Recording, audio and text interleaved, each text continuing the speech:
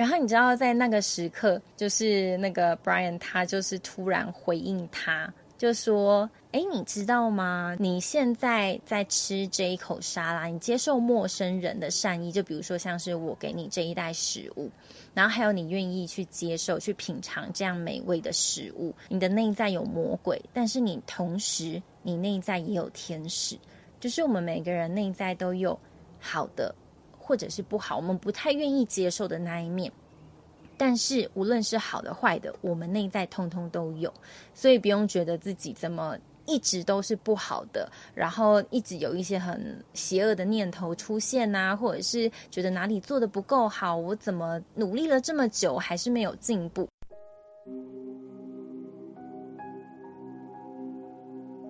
这里是安然空间，在这里我们感受温暖、自在与安住。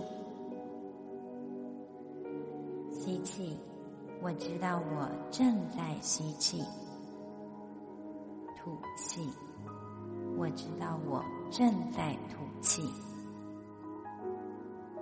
就在此时，就在此地，练习不急着往哪里去，每一个片刻便是最好的时刻。我是 Shanti， 让我陪你走一段内在旅程。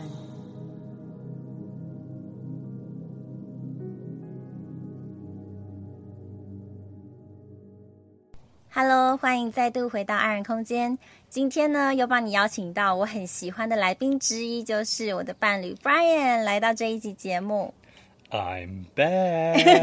You're so creepy. You know, I just uploaded our first episode together, and I received some reviews that quite positive, and people share a lot about like, oh, I really think Brian is such a good person. I like his sharing, and I learned lots of inspirations from your talking, and I just, wow, that's really cool. Oh, that's so cool. Yeah, I'm really happy to hear that. Yeah, because the way we made the format is kind of different from before. But those people say, yeah, that's totally acceptable for them to at the same time learn English and Okay, so we'll do the same thing with the Chinese after? Yeah, Okay. I think so. Cool, cool. Let's do it. 对啊 and 对，所以我就是这一次真的很开心再度邀请到他。那因为我觉得我们平常一起谈话的内容就有很多可以跟大家分享的，而且真的是很自然状态下面的一个分享跟流动，所以觉得会是一个很好的呈现。那之前有 po 上第一集跟他一起的那一集嘛，然后呢就收到一些听众的回馈，然后发现我们这种新的形式，就是说我们先讲英文，然后我再进行口译这个方式也是可以被接受的，所以就是蛮开心听到这样子的 feedback。 那如果就是你觉得还是不太习惯的话，那也可以跟我分享啦。只是我觉得就是那一些听众有跟我说他们可以同时练练英文听力，然后也可以同时再确认说我刚刚讲的那是什么意思，所以也是一个学习的方法供你参考。那对啊，我们这一次呢就很想要再来谈另外一个主题，但在我们进入另外一个主题之前，我先讲一下我们这几天的生活。Yeah, so like before I start our topic today, I kind of want to share about what we've been doing in the past few days. Yeah, so now we're in the Big Bear. Yeah, Big Bear Lake. That's in Southern California. It's about a 2-hour drive from Los Angeles into the San Bernardino mountain range. And it's really beautiful out here. It's basically like a big lake with a bunch of wooden cabins. We've got a place called the Moonlight Bungalow, and it's all made out of wood. We brought our hand pan, there's a guitar, a grill outside. It is so quiet in our neighborhood. I super enjoy the vibes here. And we just drove around the neighborhoods here. We saw lots of different construction style of the wooden house and the lodges. And it's just so beautiful. very American style. Yeah, I think this is like what I call like the best part of America, where there's a lot of people who are close with nature. They seek a place that is more quiet and have lots of trees. They oftentimes do a lot of outdoor activities like fishing, hiking, mountain biking. They're very active, and they care a lot about nature and conserving nature. I mean, we just talked to a couple of rangers and also a staff at the local animal rehabilitation center, and we could really feel everyone's passion and awareness for where we are in the planet and what's important to take care of our planet. So it's really fascinating to see how these people, they commit and their effort to preserve this area. When we like hiking in the national forest, and we came across a ranger that he shares lots of his knowledge about this park. I just think it's so amazing to see people who, he's really into nature and he shares lots of knowledge about this place that also share his passion toward people. Yeah. And kind of building the concepts that how we can build a better connection to the environment, to nature, and how we as a human being can have a better relationship with all the surroundings around us. Yeah. And what I really like about him, I feel like a ranger, you can also think of them as like policemen. I mean, we were basically went off trail and we found a little set of rocks to climb on to look at the lake. And actually that place was not a restricted area because it has some sensitive wildflowers. And the ranger came to us close by and he called to us and said something like, "Hey, you guys, you guys know that that's not allowed." So I think a lot of people, they might just become a policeman when they're a ranger. They might just be like, "Hey, that's not allowed. Get off. That's not for you." But what this ranger did instead was he opened up the possibility that we're not bad people. We didn't have bad intentions. And we actually can share a connection through our mutual love for nature. So I really liked how he took it, and I believe that's what he does every day. And I really like that vibe of just sharing nature, making sure this is a safe and beautiful place for everyone. I never met a ranger who have an attitude like a police officer. Yeah, I don't know, but common? Maybe, I mean, I don't think it's common in America, but maybe it's common in other places. I can imagine that there's just, rangers in other places that are like even the rehabilitation, how do you call that? Rehabilitation center. So there's basically an animal rescue and rehabilitation center that we visited, and we got to see a grizzly bear, two snow leopards, a bunch of different birds, lots of animals. We ended up talking a lot to this woman who's been working there for a while and worked at the Los Angeles Zoo for 15 years. And yeah, again, that she's sharing her knowledge and passion about animal conservation and animal welfare. I felt we both felt pretty lucky to just ask her different questions. Shanti bringing her perspective of what the zoo experience is like in Taiwan, and me just being really curious about what's the future for conservation for animals. What are the things that they need to improve? What are the things that they need help on? So yeah, overall, just really, really cool conversation that I think even that could have turned into an interview to put on your podcast. It's already super cool. I just feel like a lot of times here that the people I met or the conversations I have either with you or with the people just like that, ranger or the staff work in the rehabilitation center, that's so inspiring. And you can see there's a possibility that we can deal with things in a different way, in a better way that build up the harmony between human, animal, and the nature. Yeah. 所以呢，我想要先在节目开始之前，先分享一下这几天我们的行程。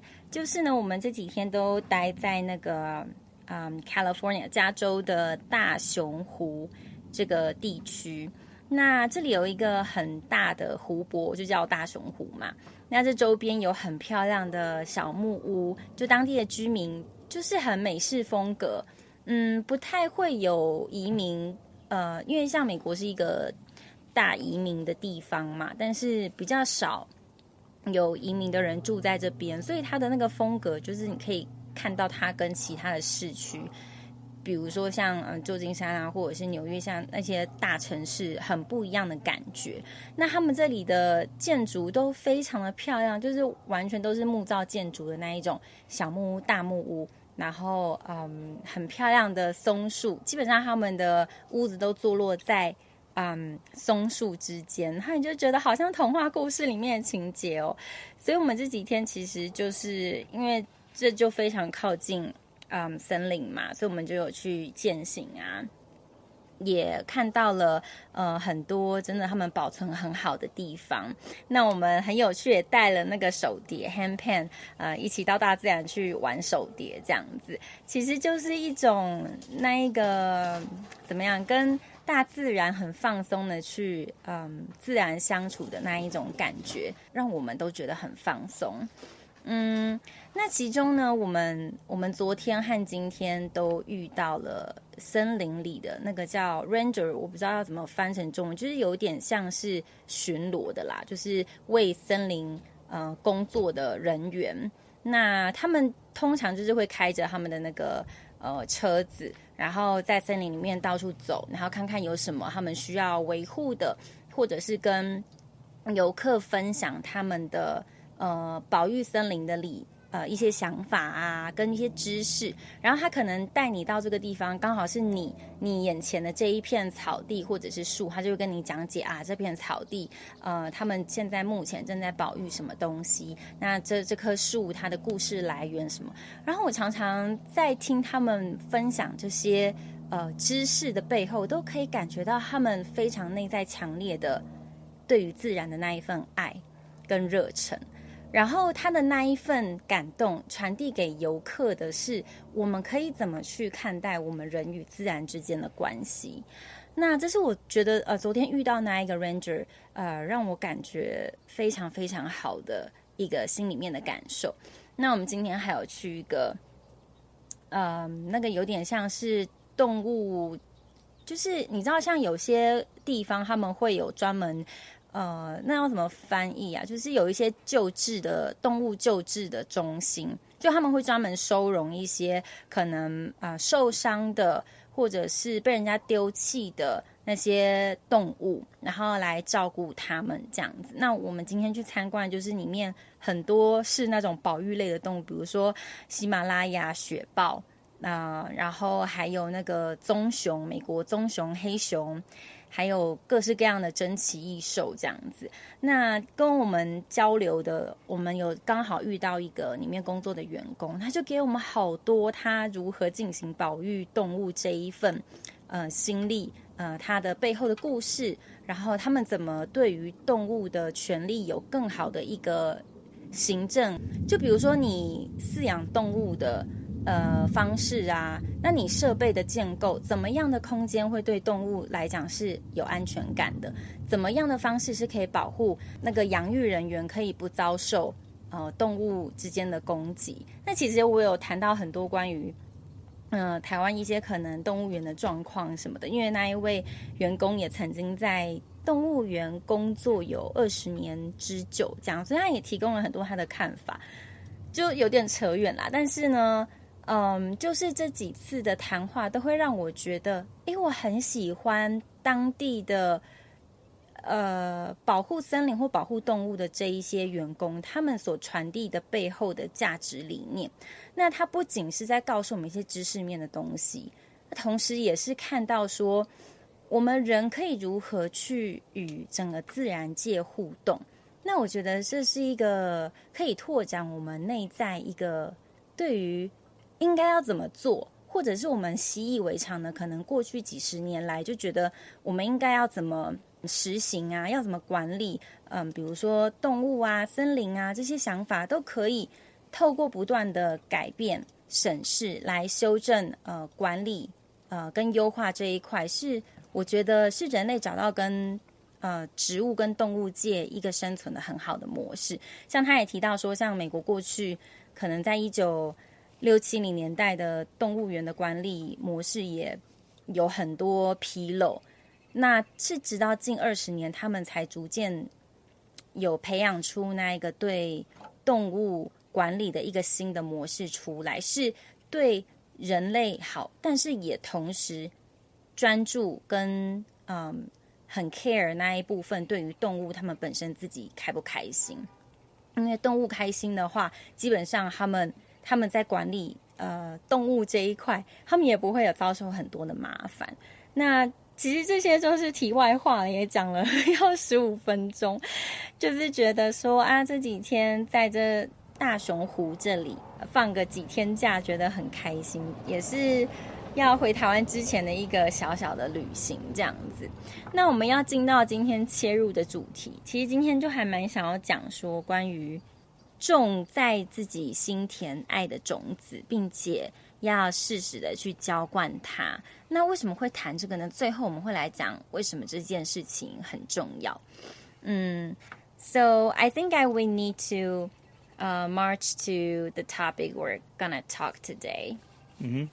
It's about plant the love seed in our own mind and watering the seeds from time to time.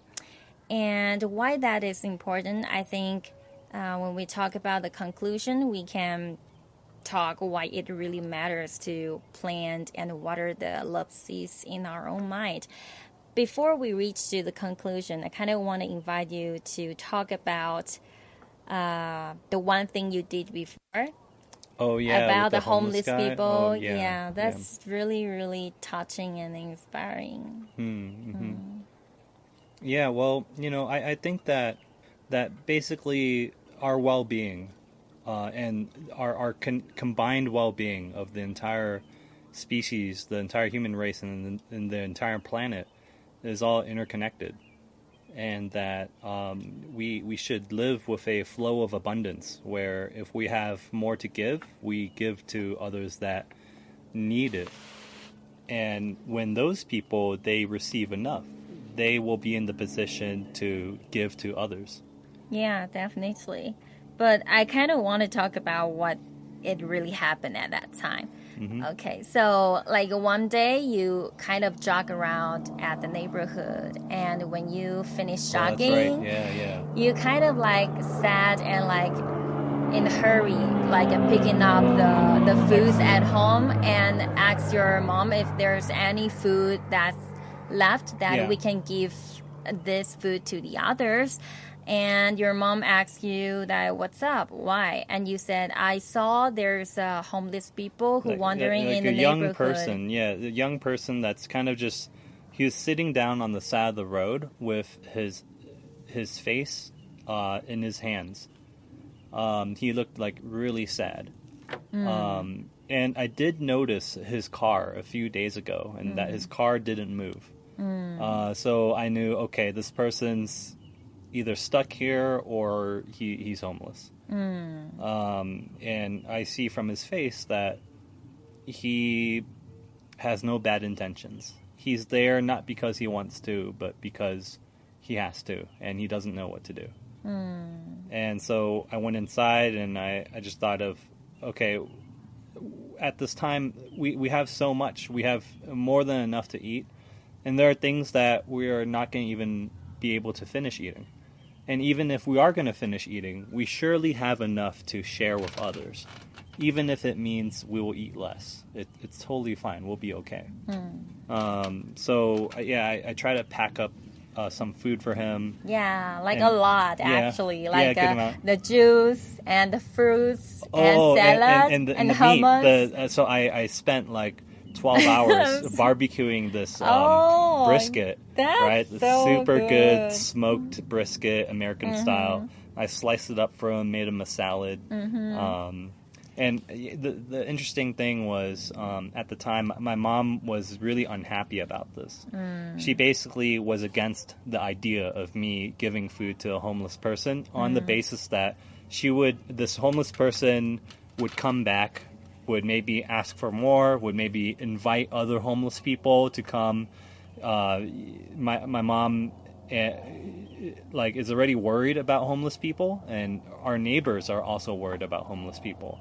So she thought that if we're helping homeless people, we're actually doing something that's against the neighborhood. So she really didn't like the idea. Because they're afraid that more homeless people will stick to the environment more. Right. Yeah, I'll bring in more like they're some like cockroaches or something. But like I was like, no, that's look, like I just at that time I felt compelled to do what was right. And sure, there may be some negative consequences, but what I could see from my own judgment is that those things are unlikely to happen. Right? Maybe there would be another type of person who I could see, and I could kind of see, like, try to make a judgment whether it would be a good idea for me to give to them or not. Yeah. And what does it mean by good idea? It means that will they be able to join me and us in this flow of abundance? Right? Maybe there's some homeless people who they'll take and then they'll ask for more, or they take and they won't give, or they take unconsciously. They take with the idea that they just want more and they're not grateful for it. Then they are not a part of this flow of abundance. And I but think that you cannot decide who is in that right mindset. That's right. And I shouldn't be able. I shouldn't be the person to decide. And what I should do, who you should offer the help. Right. Or I don't like that. I really don't like that. But I mean, for the sake of my mom and the situation I'm in, I try to make sure that she'd be okay with it too, and use my judgment to say, look, Mom, I know you're worried about this, but don't worry. Trust me on this. It's going to be okay. So anyway, me and Shanti went out with a bag of food and went to the sky, and you took out the salad first to him, present it in front of him, and invite him to have a bite. And he just simply have one or two bites, and then he stopped.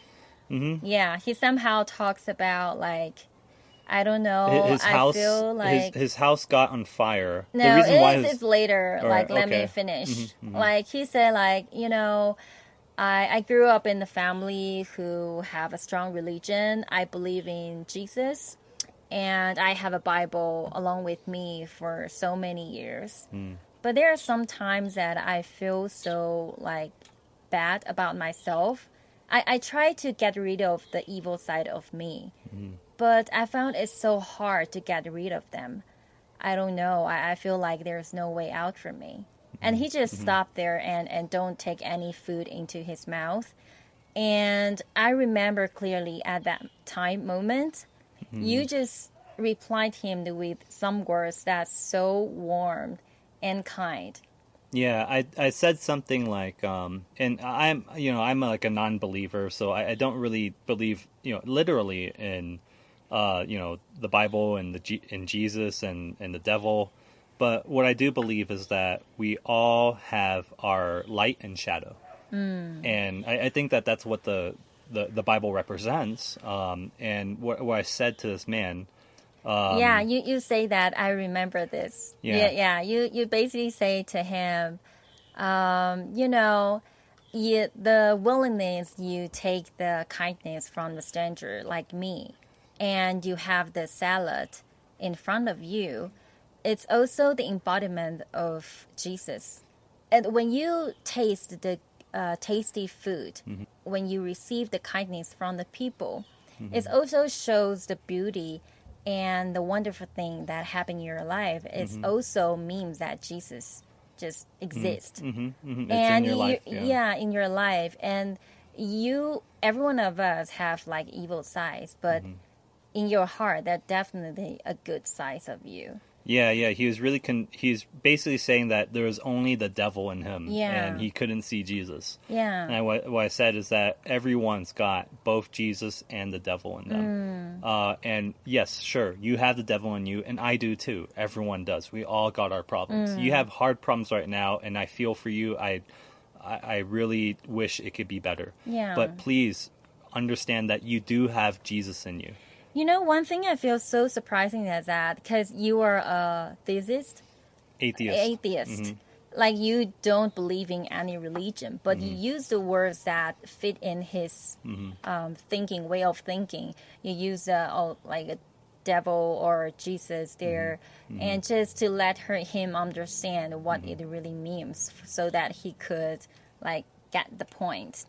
And so I really admire that traits of you. Like you really offer the true kindness and listening to the people who are really lack of that attention, the love, the caring, or just simply listening from the others. Yeah, and maybe that like activity, that little example of kindness, who knows what type of effect that could have on him, right? It could have an enormous effect. It could literally change the course of his life. Yeah. Maybe not. I think we immediately see how the effect goes like, because he just lots of tears in his eyes and started share more about his personal stories. Like, I just had my house on fire. I have no place to stay, and I lost my job because of COVID-19. And I just have nothing with me, and I just have to save money. So that's why I parked my car here, because I don't have money for the gasoline, something like that. Yeah. So I mean, like, I shared this incident just to see how the love that you give, at the same time yourself also receive the love in return. Yeah, absolutely. I mean, I felt a deep sense of love.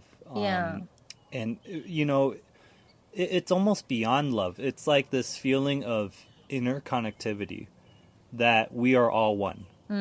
All of us are on this plane of suffering and enjoyment and flourishing. And we together need to guide ourselves together to go from a state of suffering to a state of flourishing. And if one fails, then we all fail.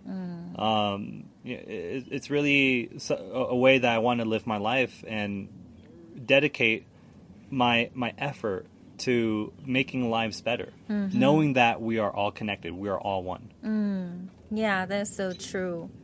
And yeah, 那我们刚刚谈到的那一个事件呢，就是有一次他慢跑回家之后，他就很匆忙的就说要从冰箱找一些食物。那就问他说你干嘛要找一些食物啊？他就说因为他刚跑回家的路上有看到一个流浪汉。那他其实观察他有几天了，因为他逗留在那个社区已经有几天的时间，他把车子停在同一个地方，然后他就到处在社区里面走来走去，然后整个人的身体语言都看起来极度的沮丧，然后手都垂在身体的两侧，毫无生气这样。他就说他看起来觉得好像已经饿了很多天了这样子，所以他想要找一些家里的食物给他吃。那家里的食物其实他觉得说不用觉得说我们家自己吃的不够，或者是我们怎么还有余力给别人吃的东西。他说即使是我们可以吃的比较少，但是我们还是有东西可以吃。但是那个人他是已经饿了很久的人，所以他觉得没有关系，就把家里可以给的东西给他。所以我们就找了很多，比如说像他前一天我们才在后院 barbecue，他很会 barbecue， 就是弄的牛排啊，他就把它做成沙拉这样子，然后还有一些果汁啊、鹰嘴豆泥啊之类的，整理成好大一袋，然后我们就两个一起出去，然后去找那一个流浪汉。然后他是一个应该算蛮年轻的，应该30几岁的白人男子这样子。那 Brian 他就是先从袋子里面打开那一盒的沙拉，先递给他，邀请他可以坐下来吃。那当我们在人行道边坐下来一起陪着他的时候，他就吃了1、2口，他就突然停下来，他就缓缓的说其实我从小就有一个很大的很深的信仰，就是我是信基督的。那我其实从小也都一直有圣经陪伴着我度过人生很多黑暗的时期。但是我觉得当我在面对人生困境的时候，发觉有常常很多时候我都没有办法跨越我内在那个恶魔的声音，我就不知道我到底该怎么办。因为我觉得我已经有这一份信仰了，可是这份信仰却没有办法驱除我心中的魔鬼。然后你知道在那个时刻，就是那个 Brian 他就是突然回应他，就说你知道吗，就是你现在在吃这一口沙拉，你接受陌生人的善意，就比如说像是我给你这一袋食物，然后还有你愿意去接受去品尝这样美味的食物，这就是耶稣的展现啊。你说你的内在有魔鬼，但是你同时你内在也有天使，就是我们每个人内在都有好的或者是不好，我们不太愿意接受的那一面，但是无论是好的坏的，我们内在通通都有，所以不用觉得自己怎么一直都是不好的，然后一直有一些很邪恶的念头出现啊，或者是觉得哪里做得不够好，我怎么努力了这么久还是没有进步。我觉得这个都是有一种过度苛责自己的能量在里面哦。然后那个人他听到了之后，其实他就马上一个大男人，然后就落下滚滚的泪水，这样子就开始说他最近房子被烧掉了，然后又因为疫情让他工作也没了，因为他就是没有什么钱，所以就只好把车子停在社区里面，然后不太动，因为他没有钱去加油，然后什么东西都没有啊之类的。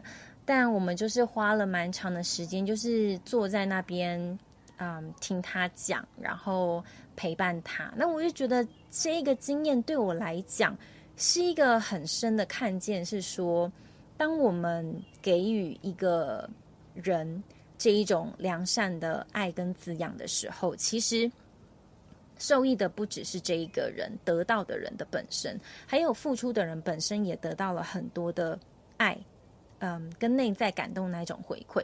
那不然刚刚提到说，其实他觉得不只是爱在我们施受者的，在我们施予者的内在里面成长茁壮，他还有感觉到一个跟整个世界跟别人合一的那一种状态里面。怎么说，就是当别人痛苦的时候，并不是只有他自己的事，不关我的事；当别人快乐的时候，是不关我们的事，怎么自己过这么惨。就是当我们愿意把别人的快乐跟痛苦视为是我们自己快乐跟痛苦的一部分的时候，我们就不会有那么多的防卫，或者是说不愿意去给予或者是开展。因为当我们愿意帮别人的痛苦快乐视为我们自己的痛苦快乐，当别人痛苦的时候，我们就会愿意，当我们有资源的时候多付出，我们内在也感受得到那一份爱的滋养。但当别人快乐的时候，我们也心里面不会升起一种嫉妒，或者是不满足，或者是想批判对方，就觉得说想要当那个酸民，觉得反正你就是运气好，反正就是家里有钱，然后反正你就是长得漂亮，你就是有资源，所以才可以发生这件好事，就是我才不屑呢什么的那一种嫉妒心。就是当我们把别人的快乐痛苦都视为我们自己的一部分的时候，我们内在就有一个很大的空间可以去容纳发生在我们眼前的事情。这样子的态度会让我们在生活中面对种种的事件，心里面都不会起那一种比较负面的贪嗔痴。那这其实对我们个人的灵性提升是很有大的帮助。对啊，所以这是由这个事件也来分享出的。那我其实还想要再特别提到最近跟一些个案给予他们那个花精情绪语谈的一些事情，我也从里面看得出，也感觉得到出这件事情。So I just share a little from what happened recently to myself. There are a few clients that reach out to me recently and seeking for the flower essence consultation. And, you know, the people who seek out for help, they have their own concerns, struggles, confusions, and sadness, you know, a lot of emotions there. When they reach out to me, I feel like I really can feel how they feel. and I regard their own pain as my own pain.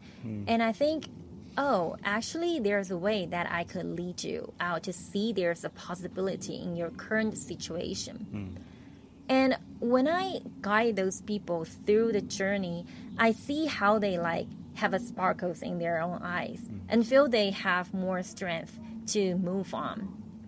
I think what's important of the healing part is not you give the guidance or the teachings, how much you give the guidance or teachings to people. It's actually your warmth and your listening, the way how you lead these people to see the possibility that make them feel there's a way for them. Yeah, they're like not alone. Yeah. Like, it kind of reminds me of Phil, like your coach. Our coach. Yeah, absolutely. You know, this is, I think, is a really positive cycle. You know, because I receive that, like, the love from you and also the love from my coach, Phil. And he's because of you, I know Phil. So I just keep receiving the love and concerns, the companionship from people. And then I grew up my own love seeds in my own heart so that I have the ability to send out, to spread out to the people who are in need. You know, it's just like a very good cycle for people to see how the love can grow. Yeah, absolutely.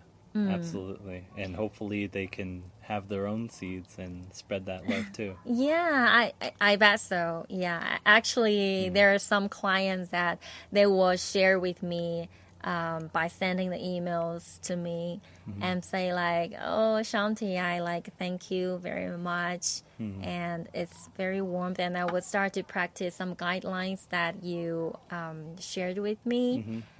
And yeah, I'm just really happy to see people who can have a better perceptions about their own life and how they see the things that happen to their life. I think it's a lifelong journey that, you know, it is not gonna be the end.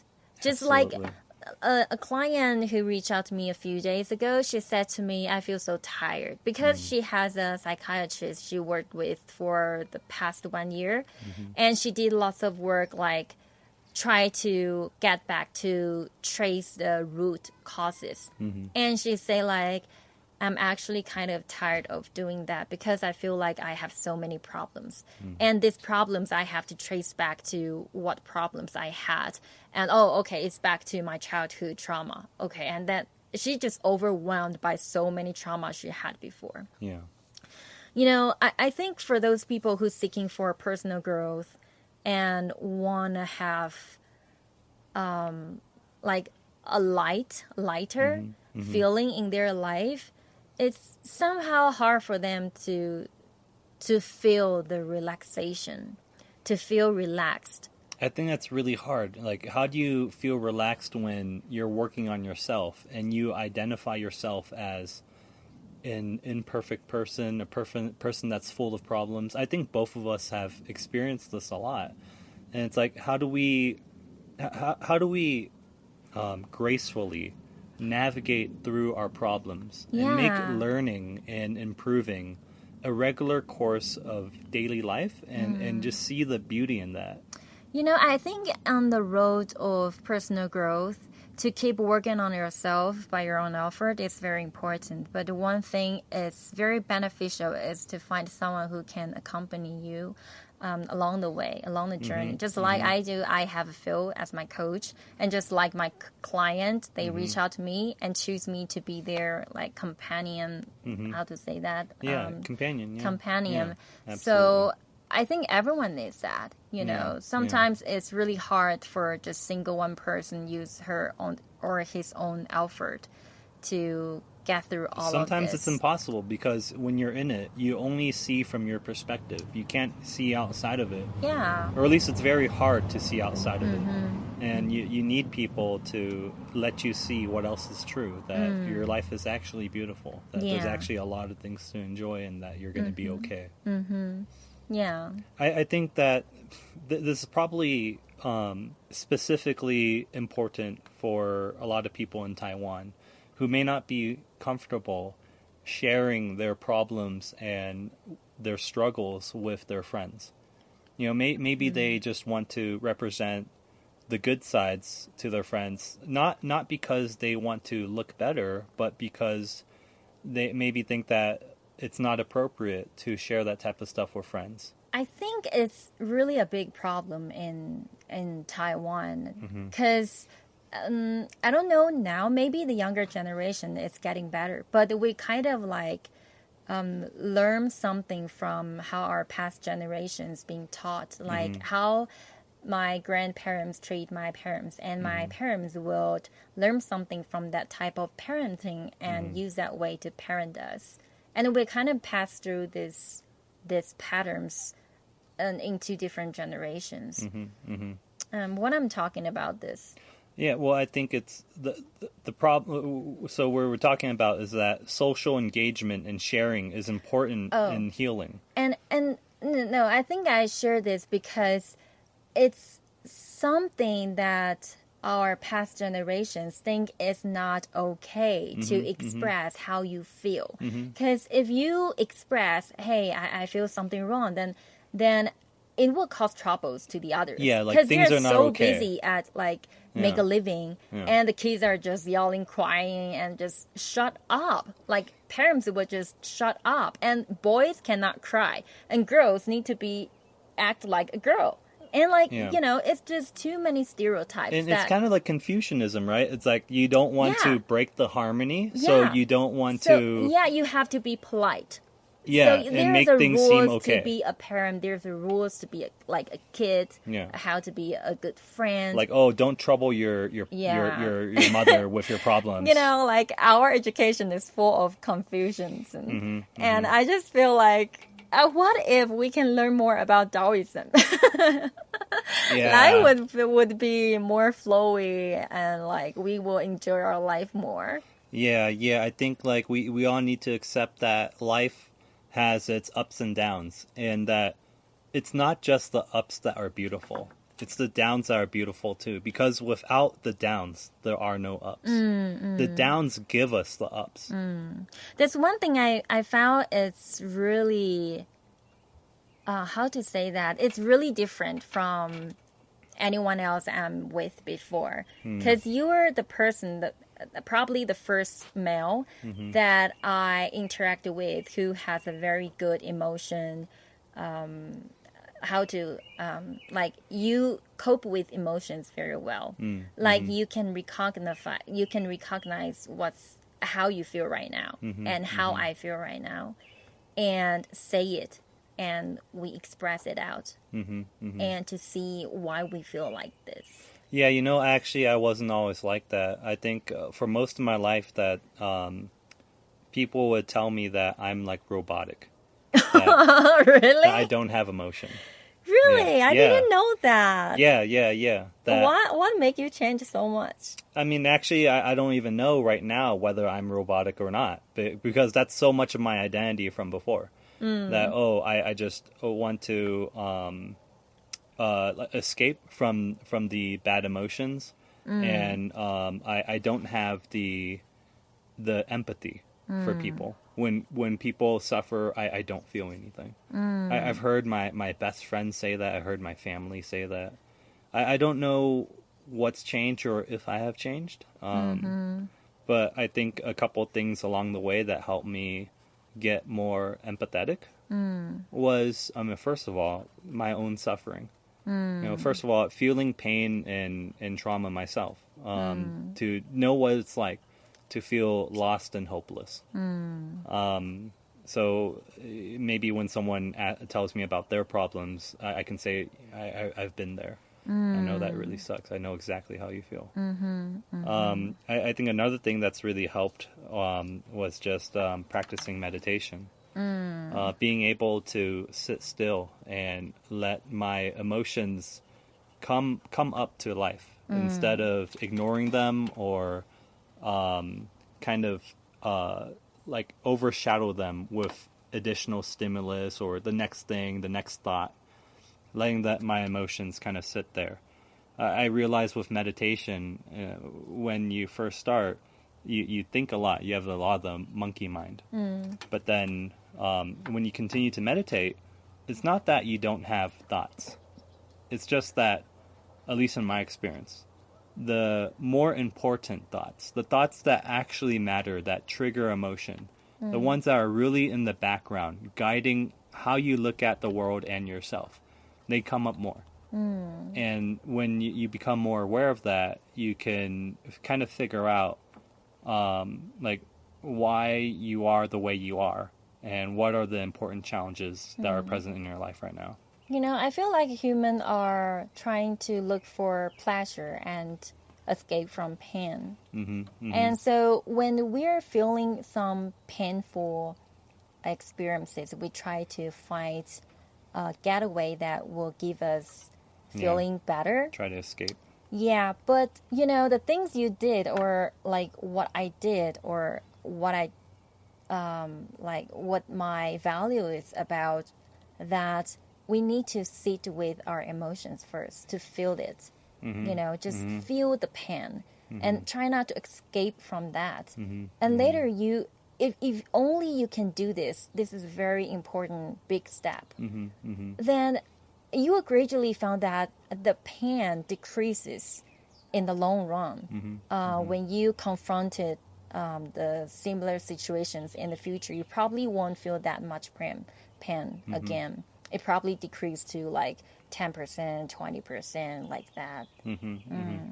Yeah, I'm just thinking, what popped up in my mind is children.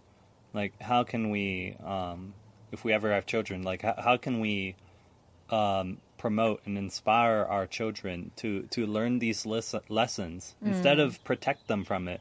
Let them conflict with it. Let them come up in front of these challenges so that they can learn themselves and have a better likelihood of having a life of high well-being from wisdom. Yeah, I think that's a topic that we can share in our next episode. Oh, like children and like how to... Yeah, I think that's a big one. I think it's so important to parenting your kids, to teach your kids how to recognize what emotions they hold so far. Yeah, and also... And we can share about something that our coach feel, how he did to his own daughter. It's really inspiring. Absolutely. I have to translate now. Okay. It's just too much. Too much, yeah. 对，所以现在回来那个翻译的部分，就是呢，我们刚刚有提到说，像付出爱，然后自己同时也会收到跟感受到很多的爱。那这其实在我最近有一些个案就来找那个花精情绪语谈这个服务的时候，我也可以深刻感受到。那其实会来找我的人呢，他们都是带着他们各自的烦恼、忧愁、难过，然后跟挣扎过来。那其实我在听他们的叙述，心里面其实是很有共感的就是就像刚刚提到的说，一个一的概念，就是我没有把你分成说你的痛苦跟我是没有关系的，我是能够很深刻的体认到你内在的那一份纠结、不开心、难过、沮丧的情绪。但是我觉得这是为什么比如说像咨商或者是这个情绪语谈的服务可以带人脱离这样子负面的情绪面向，是因为我们扮演一个角色是可以引导受困的那一个人可以看见人可以继续前进的一个可能性。那这就好像是刚刚我们提到Brian 他对那个流浪汉做的事情嘛，就是真诚的聆听，而且给予他一些很温暖的陪伴这样子。那我觉得这的确是疗愈真正会发挥的地方。我们并不需要听到很多那种教条式的，比如说像小时候很常接受老师的指导啊，去学到一些教训啊，或者是引导什么的。而是说我们能不能透过这样子的合作关系来找到自己生命可以前进的一个面向，要怎么做，要该怎么去扭转目前的困境。那我觉得这是一个合作关系里面一个很美的地方。有时候你会觉得像我们自己在走灵性成长、自我成长的路上，像我自己的个性是比较像是我都自己来，因为从以前我的习惯就是什么都自己来，那也从来没有想过说要去寻求帮忙啊，比如说找咨商师、找人生教练什么，这些都是我以前想不到的事情。可是这些事情呢，都是在最近1-2年发生在我身上。我其实多年前，大概2年前啦，就是我有开始找心理咨商陪伴自己，然后有走过一些自己人生的困境。那今年呢，更是有跟一个人生教练合作。那这个教练是我的伴侣，他介绍给我，也是他的教练。那我跟这一个人学习，我就看到很多真的是我自己一个人没有办法看到的事情。因为有时候你会觉得我已经能力这么好了，我最懂我自己，我怎么可能会不知道要怎么带自己走出来？可是你就是当局者迷啊，你就是走不出来啊，你就是真的很需要一个第三者，一个旁观者来告诉你说，现在客观的来说，你是处于什么样的状态里面，那我们可以如何在这样的状态里面扭转，然后带你脱离这样子的困境。我觉得是那一个角色可以提供给我们一个非常大的疗愈的角色。对啊，然后刚刚还有在提到说像我们在面对情绪这一块，就是我们发现说，像台湾我面对的跟很多异性在相处的过程中，尤其发现他们很难去表达自己真正的情绪感受是什么。就像我们很常听到说，哎呀，男儿有泪不轻弹，女孩子要有女孩子的做相，然后怎么样的行为准则什么，好像都有一个刻板印象在那边。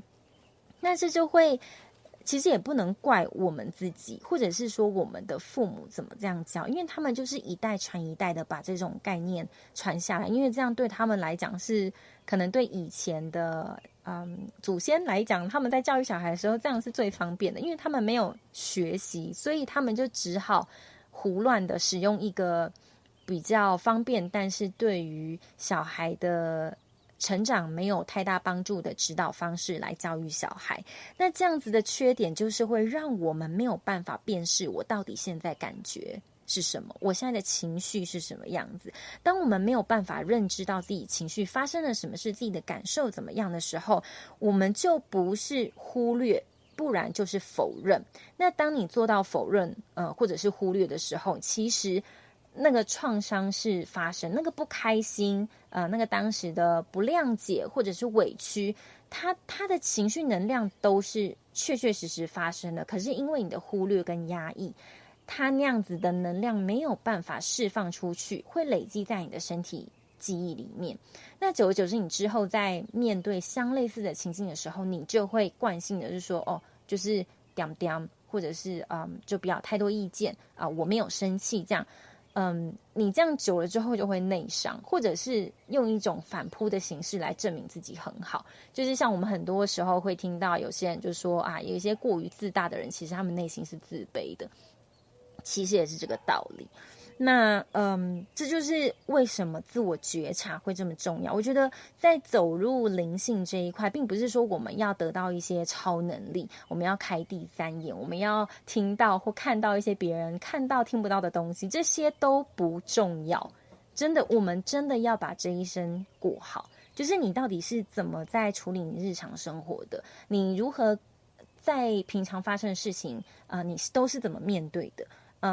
你对于各种关系是好的还是不好的？比如说你跟亲密关系好了，亲子关系、朋友关系，你跟自己的关系到底处得怎么样？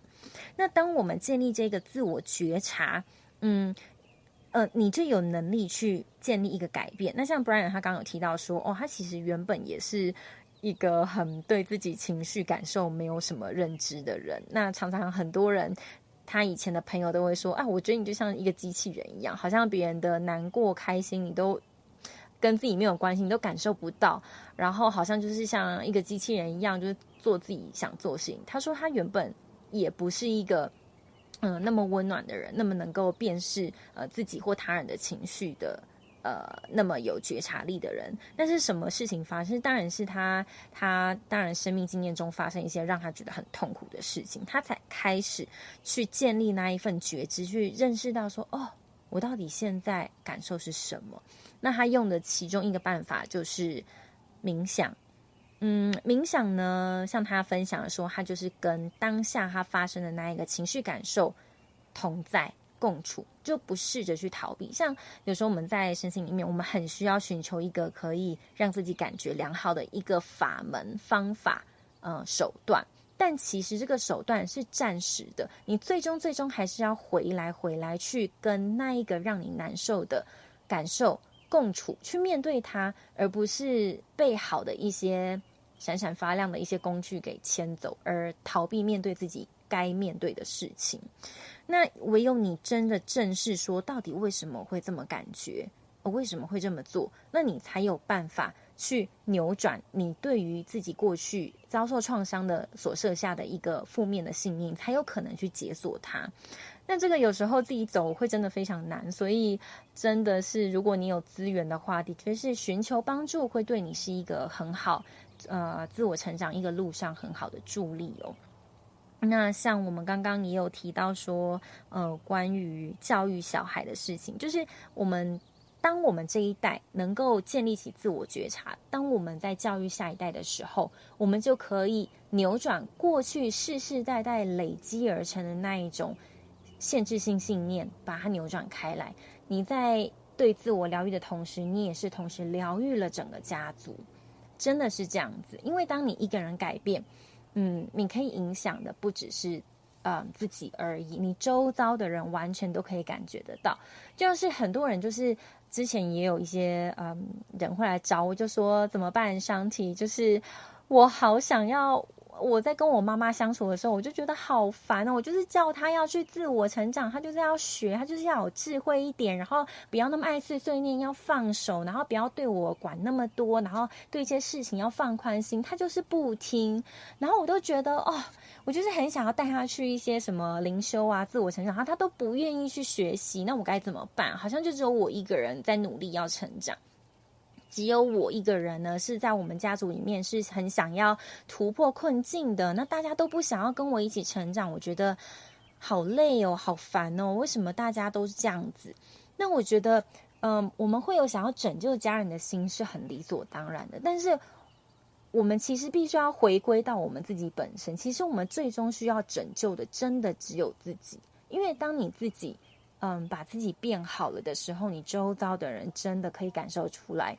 当你不强迫他们要去学那个学这个，然后要自我提升，那要干嘛，要变得有智慧的时候，你不跟他们讲那些事情，他们就看你这个人如何跟他相处，他们就看你这个人如何面对你生活中的事情，他们就得到了很多的你怎么变了？那他们会好奇说你为什么变了，就会愿意去学习。所以我觉得无论是学习或者什么都不用去过度 push， 就是强迫，因为强迫是没有办法带来任何效果的。唯有当我们自己从自己身上做开始，我们除了为自己改变，我们也真真实实的能够为周边身边的人带来很大很深远的改变。那别人愿不愿意改变，不是我们能够控制的。他们如果看到我们的改变，他们还是想要原地踏步，或者是怎么样，那这个不是我们能够掌控。就是说我们在进行任何事情，不是一个我做了我就要看到什么结果的一种设定，而是说我做了是因为我想要让我成为一个我最好版本的自己，而不是我希望我得到什么东西。那其实像我提供的花精情绪语谈服务这一块里面，他的花精创办人巴哈医生，他其实也有这个概念，就是说回到我们刚刚一开始讲的那种关于给予爱、得到爱的这件事情，他就说你想要得到什么，你就是试着先去给予。那给予并不一定是说完全是给别人，你也可以给自己，你就先从自己开始给起吧。像我之前上个月，不要讲上个月，因为这一集可能要播出的时间不是这一个月这样子。就是我在5月份的时候带一个线上的随喜静心冥想活动，那个就是在释放、原谅跟扩展爱嘛。那里面就是用到一种到那个 Meta Bhavana 的概念，就是说慈悲观，我们如何在内在建立浇灌那一个爱的种子，除了给自己也给他人，最终你有能力有办法去给予你曾经伤害你而且你还没有办法原谅的人。就是你要先把自己内在调到那一个你感受到很受滋养很被爱的那一种振动频率里面，你才有办法真的给别人那一种纯粹的爱。那你在给予的当下，不论是给你自己还是给他人，都是在疗愈你自己跟你周遭所处的世界。那这也是金刚经里面讲到的灌溉我们内在的慈甜、悲甜跟爱甜，你都要时不时的浇灌这些种子。那当你越把专注力放在这些地方，你内在的那些慈悲的种子爱的种子就会越长越长越大。那这就是一个我们人跟自己的关系，还有我们人跟别人的关系，一个非常正向扩展的循环。So I just also share that what the core value from the Bach doctor, who's the founder of Flower Essence, he also mentioned that if you really want to have love, try to give love to the others. And in this process, in this practice, you can gradually feel the love that it's like in return. That is something related to Diamond Sutra. In Diamond Sutra, it's one of the very important sutras in Buddhism. It talks about one of the concepts that you have to plant the kindness seed and the compassion seed and also the love seed in your own heart. You have to water it and take care of it from time to time so that when it grows and grows, you finally will feel that you can share this easily to the others. And that in the end, we will have a very positive cycle in you and also in your surroundings. Wow, yeah. It kind of reminds me of what I believe in when you want to look for like a romantic partner. It's like, I believe in, first focus on yourself. That's focus so on funny, I want to share. What partner you can be. Yeah. Not what partner you want, but what partner you can be. I think that's, I think still the things, that step is important. Of course, yeah. Because, some people, they just don't know what they want. Yeah. They just, like, decide and choose things how they feel. Yeah. I have no idea feels what I want. Okay. It feels right for me. But they don't really know what they want. So I think to clarify what you really want is important. Sure. But that's the next step. You kind of bring it up. That's the next step. Yeah, that's very interesting. I want to share with my audience. So,所以像是他刚刚有提到一个很有趣的观点是，像我之前啊，就是有看那个流氓的频道，然后就因为他是一个很好笑的 YouTuber， 就会分享很多一些小撇步啦。他有提过说他怎么找到他目前的伴侣啊，他就有去月老那边拜拜，然后要怎么求呢？什么他都有把它列出10几点啊，你要怎么做？那时候很多年前我在看，我就觉得刚好经历感情的低潮，然后呢，朋友就传了这一个连结给我看，然后就觉得why not？ 就是反正又不会少一块肉，就试试看吧。就是照他的那个方法里面去列出，好，我希望我的未来伴侣是具备什么样的条件，就是他是一个什么样的人，他有一些哪些特质，我是觉得我喜欢的，从他的外表、个性。然后他的比如说像很现实的经济能力，那他的情绪能力，他怎么面对困境，然后之类的很多，就是我洋洋洒洒列了大概有53点吧，我自己列出来也就觉得天哪好多，然后就真的带这一个53个清单，然后在月老面前拜拜。然后那是一个很有趣的经历啦，对我个人而言，因为我那时候想说，反正试也不会少一块肉啊，如果没成功的话就算啦，没关系。但后来我就是遇到 Brian 之后，我就觉得你知道吗？你完全是 fit in 我的其中53项的52项，就是月老也太灵验了吧。就开玩笑，当他听到的时候，因为他其实没有那一个拜拜的传统习惯，所以他听到他会觉得很 ridiculous， 就是很瞎，就是你怎么会去跟月老拜拜？那其实我觉得首先第一点，因为我们通常啦，就我知道的，像身边的台湾的一些朋友，他们大部分人都很难知道自己到底要什么。所以我觉得这为什么流氓在他的教学影片里面才会讲说，你要先列出来你到底要什么，你要什么样的对象，先把它列出来。那我觉得这是一个很好让自我确认我到底在找什么，就是你到底要什么，你到底不要什么。当你知道你要追求什么，你才得得到啊。所以我觉得这一点是很重要，就是认清楚自己到底在追求什么。但是像 Brian 他刚刚提到说，其实我们在知道我们要什么之余，你要再往后再想一步，为了得到这些你要的东西，首先你自己要成为你匹配得上的那一个条件状态下的自己，就是你要这样子的伴侣，那你本身是这样子的伴侣他会想要的对象吗？你要必须自己也要能够提升到那样同样的层级，那样的 level， 这样你们两个人相遇之后才会彼此真的相惜这样子。所以我觉得的确是这样子说是没有错的。 Yeah，I think that's very important sides to see. You have to become the person who you are seeking for. Yeah. And that a part of that's also, loving yourself, giving yourself love, and then you would be able to give love back to your romantic partner. I think that's the essence meaning of loving yourself. Nowadays, lots of people talking about like loving yourself, but what is loving oneself really means? Like a lot of people will misunderstood that with the idea that, I want to go shopping as many as I want. I want to buy expensive stuff. I want to go spa. I want like have some luxury stuff. It's one way of make you feel pampered. It's good.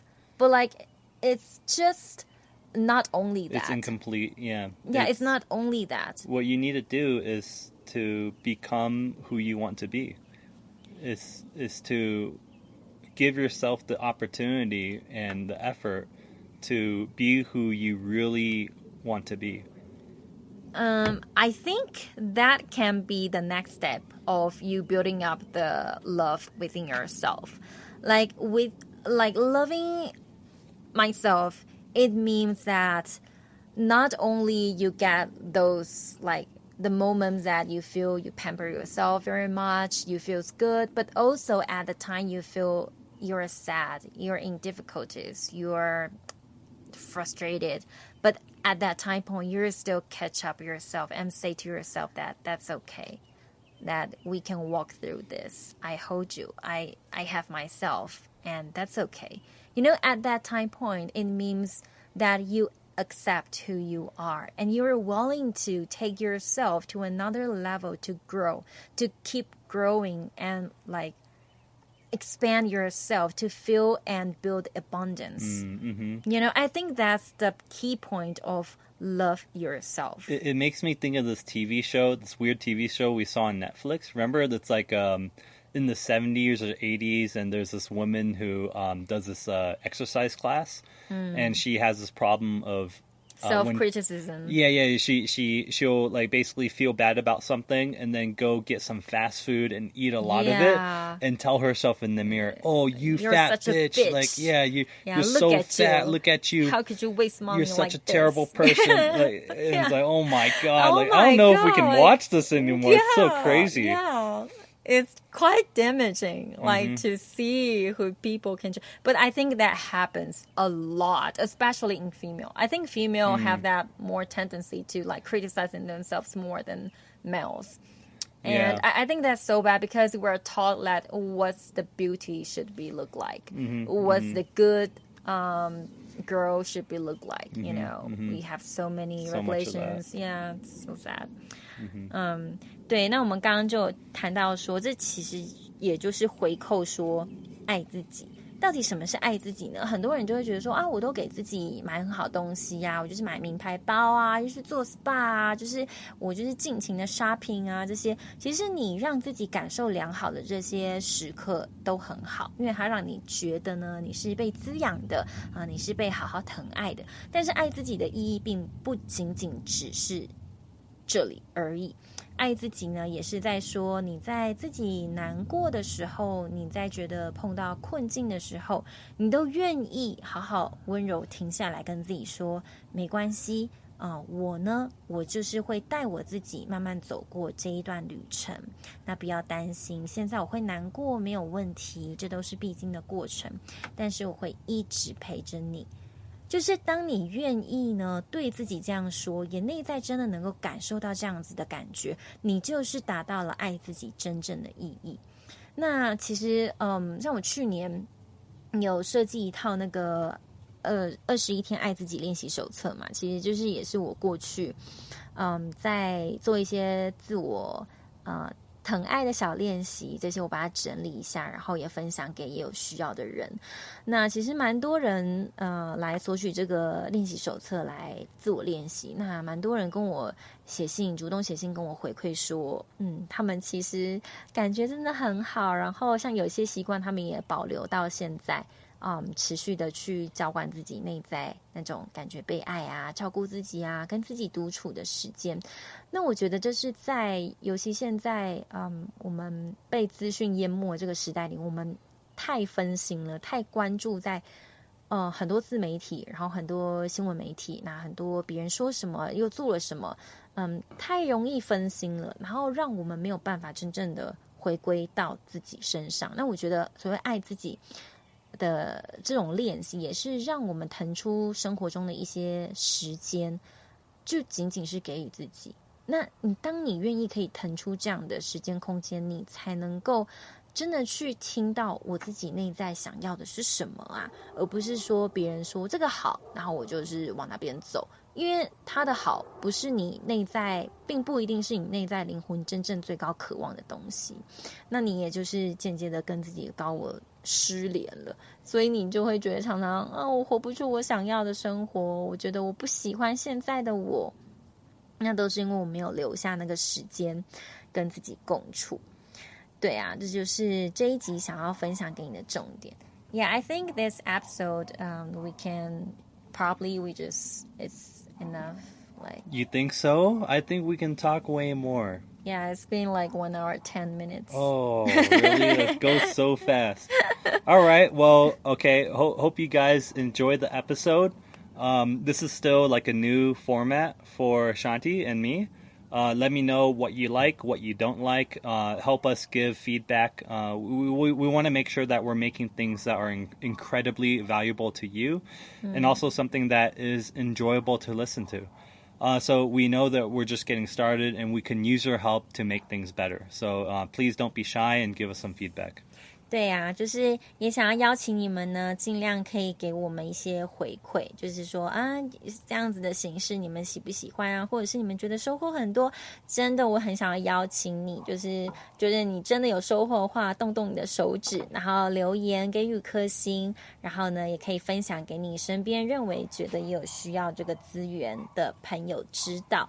那我觉得这就可以让我们这一份好跟善的心意可以不断的扩大，还有分享，让这个世界更好。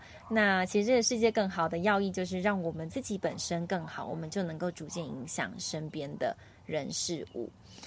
那这一集的节目就先到这边，我们下集再会，拜拜。Bye.